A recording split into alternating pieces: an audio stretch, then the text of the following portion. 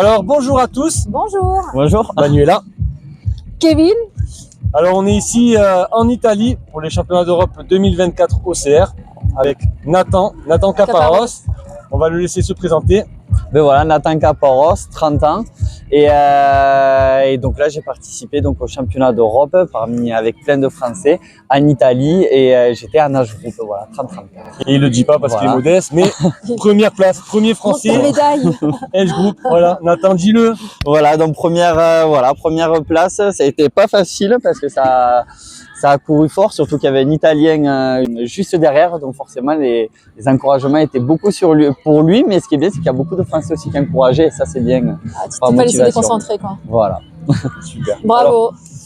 Pourquoi on est avec Nathan aujourd'hui? Nathan, je tenais à le présenter. Nathan, pour moi, c'est le premier athlète OCR qui m'a marqué. En 2019, Nathan, double champion de France sur les deux formats. Donc pour moi, c'était vraiment le premier événement où j'étais sur du vrai OCR et c'est ce qui m'a donné moi cette passion. Donc Nathan, toi, qu'est-ce qui t'a donné l'envie d'arriver dans ce milieu? D'où tu viens? Tes passions d'avant, les sports que tu as pratiqués et comment tu es arrivé dans l'OCR? Alors moi j'ai fait beaucoup d'escalade en compétition, donc plus de 20 ans d'escalade, et ensuite j'ai basculé vers la course à obstacles après avoir fait l'émission Ninja Warrior. J'avais fait l'émission Ninja Warrior parce que la compétition en escalade commençait à me déplaire un petit peu et bon, ça faisait longtemps que j'en faisais, donc je me suis dit il faut que je fasse quelque chose. C'est ma cousine qui m'avait motivé, qui m'avait dit il faudrait que tu fasses cette émission, comme il y a beaucoup de grimpeurs. Challenge. Voilà, et donc tu as fait demi-finaliste aussi.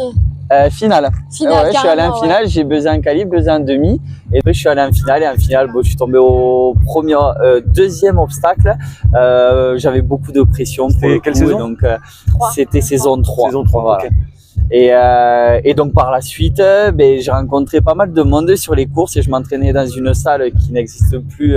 C'était Warrior Adventure à Toulouse, voilà, qui n'existe plus, qui a fermé, sur laquelle il y avait une bonne ambiance et il y avait certains participants de courses à obstacles qui m'ont dit il faudrait que tu testes.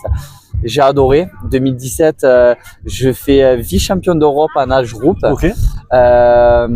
Et donc c'était en 18-24 ans. C'était quelle destination?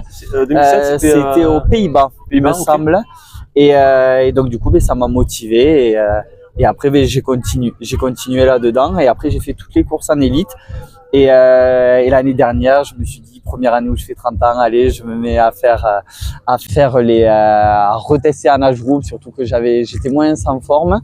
Et au final, sur le 3 km, je fais 4, avec Flavien 3e, sur lequel on s'était bien tiré, voilà, à fond, tout, c'était trop bien. Et sur le standard, je finis 3e, donc j'étais vraiment content. Et j'avais fait en plus le 100 mètres, il me semble, et le team. Et là cette année, je refais le standard, donc demain, hâte de voir ça, et après le team. Et tu as réalisé un gros défi l'année dernière, il me semble, sur un ultra. Oui, j'ai fait l'ultra de Morzine. Donc c'est 52 km, 3300 DD+, 60 obstacles et je finis 4e en âge groupe. Et cette année, je le refais là, donc là dans 3 semaines. Sur les championnats du monde? Sur les championnats du monde, okay. Je refais en âge groupe parce que j'ai clairement pas le niveau des élites. Ouais. C'est un niveau qui est vraiment au-dessus. Ouais, la prépa, de toute façon. C'est vraiment très dur. Donc je suis pas quelqu'un qui fait trop d'endurance, de plus en plus, parce que je pense avoir un profil d'endurance, mais d'avoir fait beaucoup de cours avant. Et donc du coup, il faut vraiment le rebosser maintenant, quoi. Alors, en plus de Ninja Warrior, tu avais fait Ultimate Beastmaster. C'est ça, Ultimate Beastmaster, saison 3. Alors, c'est en équipe et individuelle. Ça veut dire qu'en fait, il y a 9 pays et on est chacun sur un épisode. Moi, c'est saison 3, épisode 1, donc on peut le retrouver sur Netflix. C'est un épisode produite par Stallone, donc qui est quand même bien connu. Mal, hein. Et donc, c'est un gros Ninja Warrior à l'américaine. Ouais. Mais malheureusement, ça a bien marché au début, mais pas trop après sur les autres saisons. Et donc, du coup, ils ont décidé de l'annuler, mais ça serait trop bien qu'ils le remettent en place parce que beaucoup, je pense, aimeraient y participer. Je pense que Nathan, au niveau français, tu es vraiment l'un des athlètes les plus complets. C'est pour ça aussi que on voulait te présenter, parce que des athlètes qui vont sur de l'ultra, qui se challenge sur tous les formats OCR, parce qu'on t'a vu sur le 100 mètres, 100 mètres, on t'a vu sur le 3K, sur le 15K, donc sur l'ultra. 100 mètres, quand tu pensais à Dimitri qui a fait champion d'Europe, quand il a fait champion d'Europe, on était tous ensemble, on était 3 et toi tu avais fait… Je me rappelle plus, t'étais pas très loin aussi. Et du coup, on était tous sur les phases de finale et on s'était tous boostés. Et donc voilà, on était vraiment là-dedans, à peu près à avoir des temps similaires, notamment avec Jim. Bon, maintenant, lui, il s'est mis à fond dans le 100 mètres et il excelle, il est très très fort là-dedans. Je pense qu'on a le même sentiment que dans l'OCR, je trouve je pense qu'on ressent tous la même chose. C'est cette ambiance qu'on a entre nous, il y a une bonne ambiance, tout le monde s'encourage, il y a pas de concurrence, il y a personne qui se dénigre, donc c'est… Moi, je vois que tu es complet dans tous les sports. Comment tu fais pour t'entraîner? Parce que bon, le ninja, on sait qu'il n'y a pas grand-chose en France pour s'entraîner. Tu fais de l'escalade, tu fais de la course à pied, mais quelle est ta base d'entraînement? Alors, à base d'entraînement, je fais beaucoup d'escalade, beaucoup de running aussi à côté. Et ensuite, là, bon, j'ai travaillé aussi beaucoup sur la musculation pour travailler les portées parce que je suis un poids très léger, je fais 60 kg, 62 exactement.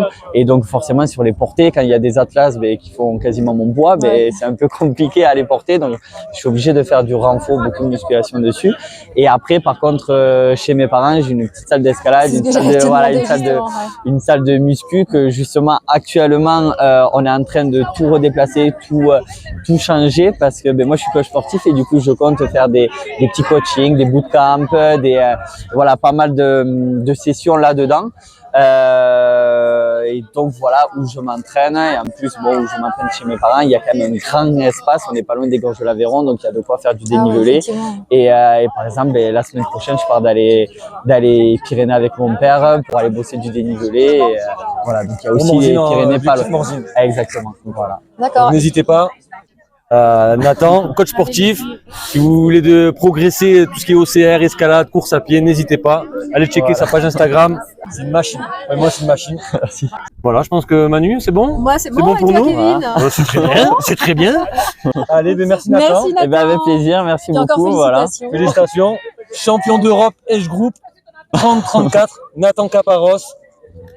À bientôt, los amigos. À bientôt.